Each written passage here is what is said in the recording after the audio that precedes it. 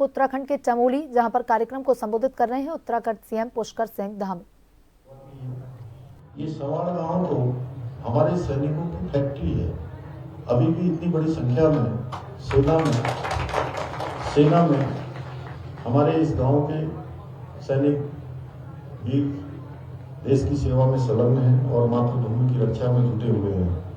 भाइयों बहनों, एक सैनिक पुत्र होने के नाते आज मुझे आदरणीय प्रधानमंत्री जी के नेतृत्व में जो रक्षा के क्षेत्र में सकारात्मक जो परिवर्तन हो रहे हैं, बदलाव हो रहे हैं, उनको देखकर बहुत हर्ष की अनुभूति होती है, बहुत गौरव की अनुभूति होती है। एक समय था जब भारत रक्षा के उपकरणों के लिए विदेशों पर निर्भर रहता था।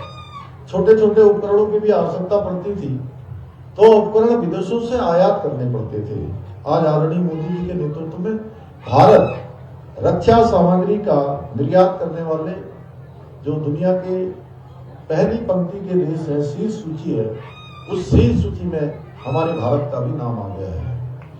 हाल ही में ऑपरेशन सिंदूर के माध्यम से हमने ये सिद्ध कर दिया, भारत ने सिद्ध कर दिया कि हमारे सैनिकों के साथ साथ हमारे जो स्वदेशी हथियार हैं वो भी दुनिया के किसी देश की हथियारों से कम नहीं है।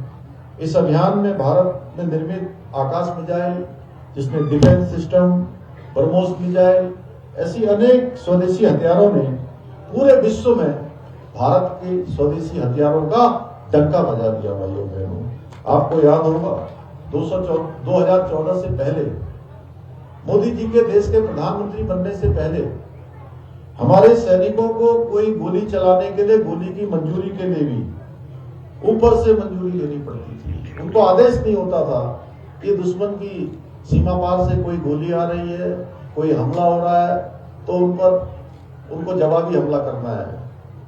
और हमारे सैनिक उनके गर्दन तक काट कर आतंकवादी, अलगाववादी, जिहादी, दुश्मन की सेना के लोग सीमा के उस पार तक ले जाने का काम करते थे। लेकिन मोदी जी के बनने के बाद भारत की सेना को खुली छूट देने का काम उन्होंने किया और आज एक गोली आती है तो गोलों और तोपों से भारत की सेना उनका मुंहतोड़ जवाब देने का काम करती है। भाइयों बहनों, आदरणीय मोदी जी के मार्गदर्शन में हमारी प्रदेश की सरकार भी सैनिकों और उनके परिवारों के कल्याण के लिए संकल्प होकर काम कर रही है। हमारी सरकार ने जहां एक और शहीदों के आश्रितों को मिलने वाली अनुग्रह राशि जो पहले केवल 10 लाख रुपए होती थी, उसको बढ़ाकर 50 लाख रुपए अभी कर दिया गया है।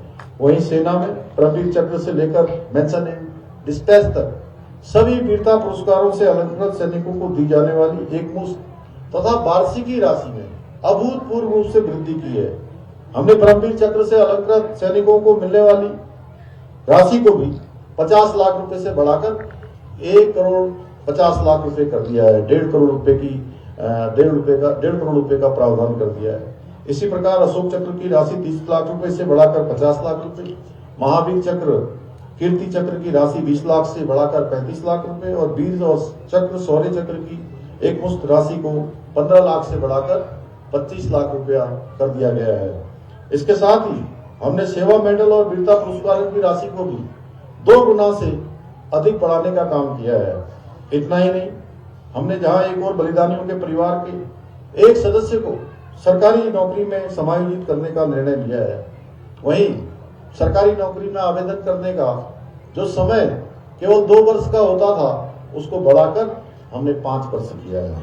5 वर्ष कर दिया गया है, जिससे कि उनको आगे किसी प्रकार की परेशानी न हो, समय से सभी लोग उस पर आवेदन कर सके। यही नहीं, हमने प्रदेश में बलिदानियों के आश्रितों को मिलने वाली नौकरी से पहले जो पूर्व परीक्षण है, उनके पुत्री विवाह अनुदान जैसी अनेक योजनाएं भी हम प्रदेश के अंदर संचालित कर रहे हैं। राज्य में वीरता पुरस्कार से प्राप्त सैनिकों और पूर्व सैनिकों की सरकारी बसों में यात्रा की निःशुल्क व्यवस्था करने के साथ साथ सेवारत व पूर्व सैनिकों हेतु 25 लाख रुपए की संपत्ति की खरीद पर स्टाम्प ड्यूटी में 25% की छूट भी प्रदान की जा रही है। इसके अतिरिक्त हम शहीद सैनिकों की स्मृति में चिरस्थायी बनाने के लिए हम देहरादून के गुनियाल गांव में भव्य सैन्य धाम का निर्माण भी करा रहे हैं, जो प्रत्येक उत्तराखंडी के लिए एक पावन स्थल होगा। भाइयों बहनों, इसके साथ साथ उत्तराखंड राज्य के अंदर उत्तराखंड की डेमोग्राफी और यहाँ के सांस्कृतिक मूल्यों को संरक्षित रखने के लिए भी हम पूरी तरह से काम कर रहे हैं, जिससे कि आने वाले समय में हमारे बच्चों को सुरक्षित उत्तराखंड मिले। यहाँ किसी प्रकार के उनके साथ कोई असुरक्षा का भाव उनके मन में न रहे, उनका भविष्य उज्जवल हो, उनको राज्य की देवत्व के साथ जीने का अधिकार हो, राज्य की मूल अस्मिता के साथ कोई खिलवाड़ न हो, यहाँ की डेमोग्राफी खराब न हो, यहाँ के सांस्कृतिक मूल्य बने रहे और देवभूमि के जो मूल अस्तित्व है वो मूल अस्तित्व बना रहना चाहिए। कि ऐसा ना हो कि हमारी जमीनों पर आकर दूसरे लोग बस जाए, अपनी पहचान छुपाकर यहाँ पर घुसपैठ कर ले, तमाम प्रकार की सुविधाएं प्राप्त कर ले।